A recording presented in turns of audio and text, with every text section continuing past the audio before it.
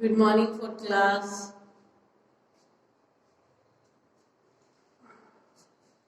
Book निकाल लीजिए।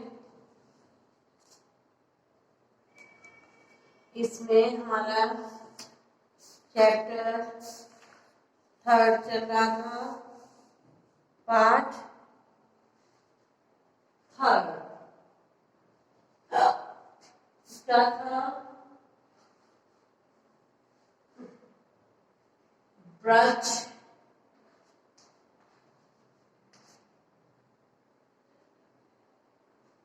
हमारे जीवन दाता।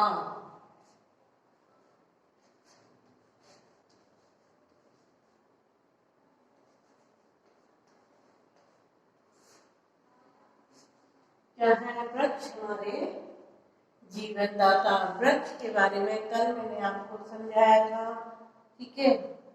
आज फिर वापस आगे बढ़ेंगे इसी चैप्टर में, जो कि सबसे पहले इस सृष्टि में कौन आया? वृक्ष ही थे। क्या थे? वृक्ष ही थे सबसे पहले, ठीक है। तो अब आगे बढ़ते हैं। क्या था इसका? पहले के जो लोग थे, जो जब ये सृष्टि थी, इसमें जब मानव ने जन्म लिया था, तो उनके पास रहने के लिए घर नहीं था, मकान नहीं थे, बिल्डिंग्स नहीं थी, खाने को खाना नहीं था, पहनने को वस्त्र नहीं थे, ठीक है। तो हमको ये सब चीज कहाँ से मिलती है? पेड़ों से मिलती है। क्या मिलती है? पेड़ों से खाना मिलता है, पेड़ों से घर बनाने के लिए लकड़ियां मिलती हैं, और पेड़ों से ही मानव ने क्या किया था? अपने कपड़े बनाए थे। क्या बनाए थे? अपने बदन को ढकने के लिए पत्तों से अपने लिए ड्रेस बनाई थी, ठीक है।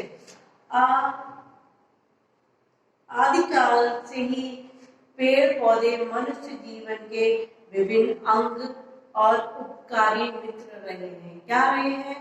आदिकाल यानी बहुत पहले से ही पेड़ पौधे मनुष्य के जीवन के विभिन्न अंग उपकारी मित्र बने रहे हैं, ठीक है। अब देखिए आगे क्या कहते हैं। पेड़ पौधों से मानव सभ्यता के विकास में अतुलनीय योगदान दिया। क्या दिया? अतुलनीय योगदान दिया है। परंतु विडंबना यह है कि आज जबकि मानव सभ्यता विकास को छू रही है, वृक्ष की अंधाधुंध कटाई ने वृक्षों के अस्तित्व को बहुत बड़ा खतरा उत्पन्न कर दिया है। क्या कर दिया है? जब कटाई स्टार्ट हो रही है वृक्षों की, जहां आपने देखा होगा वन के वन उजाड़ दिए जाते हैं, जला दिए जाते हैं, तो उनसे क्या है? वृक्षों का अस्तित्व को ही खत्म कर दिया जा रहा है। अपनी वन संपदा के लिए विख्यात अफ्रीका के वे संघन वन जिनमें सूर्य की किरणों का प्रवेश संभव न था। क्या था? इतना घना जो था जंगल, जिसमें सूर्य की किरणों के भी असंभव था। अंधाधुंध काटे जा रहे हैं। क्या हो रहा है? बहुत ही काटे जा रहे हैं। वह प्रकृति का संतुलन पूरी तरह से गड़बड़ा रहा है। क्या हो रहा है? प्रकृति का जो हमारी का संतुलन है वो बहुत ही बुरी तरीके से गड़बड़ा रहा है। आवश्यक वन संपदा विलुप्त हो रही है।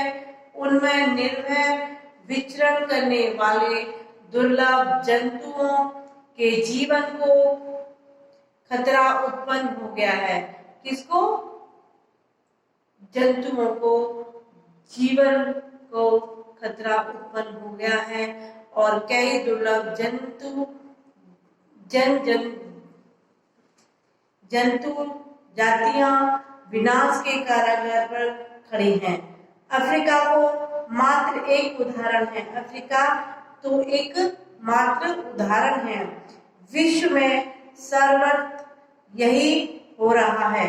विश्व सभ्यता हाथ धोकर वृक्षों के पीछे पड़ी है। क्या होगा? विश्व में हर जगह देख लीजिए वृक्षों के पीछे ही पड़े हैं, बस काटने पीटने की इसकी वो चल रही कि भाई यहाँ से काटो, यहाँ बिल्डिंग बनेगी, यहाँ से काटो यहाँ मॉल बनेगा, यहाँ से साफ करो यहाँ कुछ बनेगा, यहाँ कॉम्प्लेक्स वगैरह बनेंगे। इस तरीके से वृक्षों को काट करके भाई बिल्डिंग्स बनाई जा रही है, कॉम्प्लेक्स बनाए जा रहे हैं, बहुत सारे ऐसे हैं। तो इनका अंत कहाँ होगा? कहाँ नहीं जा सकता, कुछ नहीं पता इसका अंत होगा भी या नहीं होगा, क्योंकि जो लोग इसके पीछे पड़े हैं वो तो पड़े ही हैं, और जो होगा सो तो होगा ही होगा। ठीक है ना? आइए वृक्षों की उपयोगिता पर विचार करें। यहाँ तो सभी जानते हैं कि वृक्ष हमारे जीवनदायक ऑक्सीजन देते हैं। वह हमारी सांस में दौड़ी हुई कार्बन डाइऑक्साइड को ग्रहण कर हमें भरपूर ऑक्सीजन देते हैं। क्या करते हैं? भरपूर ऑक्सीजन देते हैं।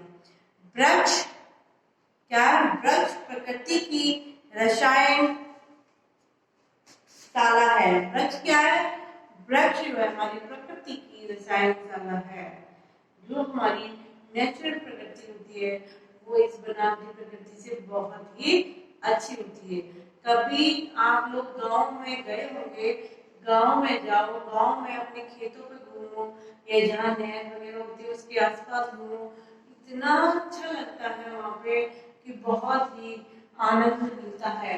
यहाँ शहर के वातावरण से गांव का वातावरण एकदम अलग होता है और बहुत ही प्रफुल्लित लगता है वो वातावरण यहाँ की अपेक्षा, यानी शहर की अपेक्षा वो चीज बहुत ही अच्छी लगती है।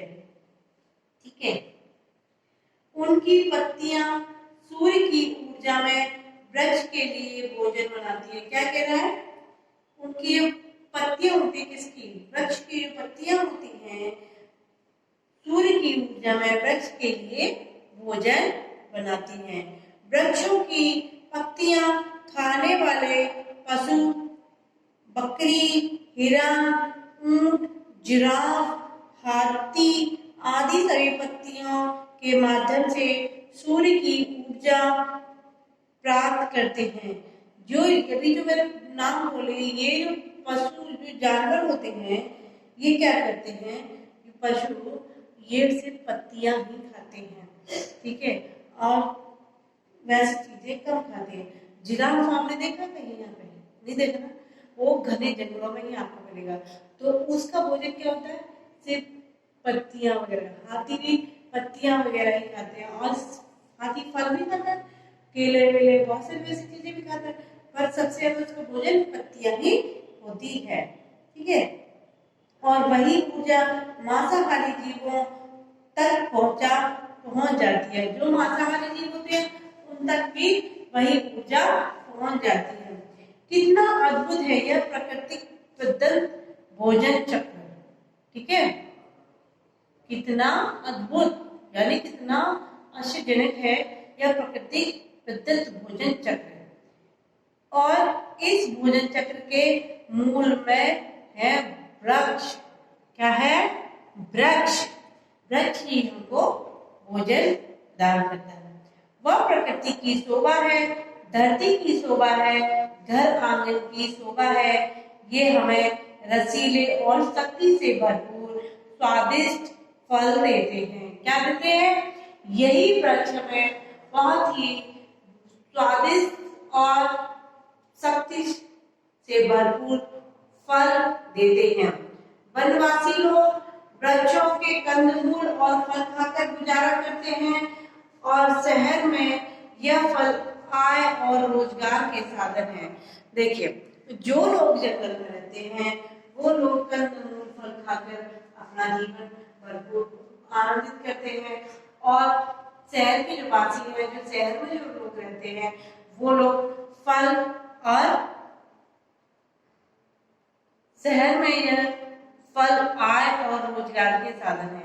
शहर में क्या होता है, फल लेके आते हैं मार्केट से, और जैसे कि बनों से आते हैं और फिर बाजार में आते हैं, तो क्या रोजगार का साधन है। बाहर से आना, फिर बेचना, फिर बेचेंगे किसी को, फिर वो मानव तक आएगा, फिर मनुष्य खरीदेगा, फिर खाएगा। और जो जंगल में लोग रहते हैं वो तो कंदमूल फल खा के मस्त रहते हैं, उन्हें कोई टेंशन ही नहीं।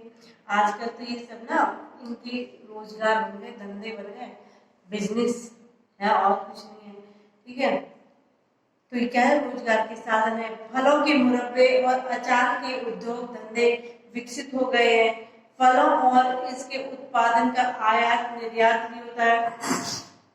जैसे बहुत से फल क्या होता है अपने इधर नहीं होते हैं, ठीक है, जो कि बाहर से आते हैं, तो आयात निर्यात होते हैं ना, इधर से जाना उधर से आना, भाई इधर के डिलीवरी उधर होने, उधर की इधर होने, तो सामान को इधर उधर करना, ये सब। और बहुत से आजकल लोग ने धंधा कर रखा है कि फलों के, जैसे कि एप्पल का मुरब्बा, मैंगो का मुरब्बा वगैरह बना के बेचते हैं, अचार बना के बेचते हैं। तो एक तरीके से बिजनेस ही करते हैं सब लोग। तो ये अब वो चीज में आ गए, फिर भी उसके बावजूद भी लोग और पेड़ों को काट रहे हैं, ये कर रहे हैं। तो उनको सोचना चाहिए ना ये चीज कि भाई नहीं करना चाहिए, क्योंकि इनसे ही अपना जीवन यापन होता है। अगर ये वृक्ष ना हो तो ना तो हमें अच्छी ऑक्सीजन मिलेगी, ना हमें खाने के लिए फल फ्रूट मिलेंगे, कहाँ से मिलेगा? ठीक है ना, तो ये है इसका। ठीक है, अब देखिए वृक्ष अमित दानी भी है। क्या है? वृक्ष अमित दानी है। ये हरियाली देते हैं, धरती के तापमान को कम करते हैं, वायु को शुद्ध करते हैं। क्या क्या करते हैं? वृक्ष जो है अमित दानी है, यानी वृक्ष दानी है, दान करता है, हरियाली देता है, ठीक है, धरती के तापमान को कम करके रखते हैं, वायु को शुद्ध करते हैं। इनकी जड़ें, गोंद, जड़ें, गूंदा, फूल, बीज और पत्तियां भी हमारे काम आती हैं। जो इसकी जड़ जो होती है ना, पेड़ की जो जड़ होती है वो भी हमारे काम आती है, जैसे दवाइयां वगैरह बनाने के लिए, बहुत सारे काम के लिए। जो उनकी बीज बीज भी बहुत काम आते हैं, पत्तियां भी काम आती है। बहुत सारे हमने देखा होगा कि इसकी पत्ती खा लो ये सही हो जाएगा, इसकी ये कर लो वो सही हो जाएगा। ठीक है, इनके तने से मकान के लिए दरवाजे, चौखटे और खिड़कियां बनती हैं, तथा हमारे ड्राइंग रूम के लिए तरह तरह के फर्नीचर बनते हैं। बहुत से वृक्षों से लाख, गोंद, रबर और तारपीन का तेल मिलता है। वृक्ष औषधियों के भंडार हैं। तुलसी, आंवला, हरड़, बेहड़ा, अमलतारा, अशोक आदि वृक्ष से औषधियां होती है। आयुर्वेदिक जो औषधि होती है वो अधिकतर हमारे वृक्षों से ही जो मिलती है उनसे ही बनती है। फिर भी उसके बावजूद भी लोग वृक्षों को काट देते हैं। ठीक है, वो ये नहीं समझ रहे कि हमको वृक्ष से बहुत सारी चीजें मिलती है। एक्चुअली क्या है, वृक्ष कट के आएगा तो उनकी लकड़ियों से, कि भाई देखे सागौन का वृक्ष देखा, उस सागौन के वृक्ष से लोग बेड बनवाते हैं, सागौन की डाइनिंग टेबल बनाते हैं, फलाना, और अपने ड्राइंग रूम को भी सजाते हैं। वो भी सब लकड़ी का ही आइटम होता है, कोई वैसा नहीं होता, सब लकड़ी के आइटम से ही बनते हैं। ठीक है, तो ये हमारा चैप्टर यहाँ कंप्लीट हुआ, यहाँ टिक कर लीजिए। इसके बाद में अब कल आगे पढ़ाएंगे इससे। और यहाँ आप लिख लीजिए FW आपका पार्ट 3। क्या करना है आपको? रीड करना है, ठीक है। और पार्ट सेकेंड के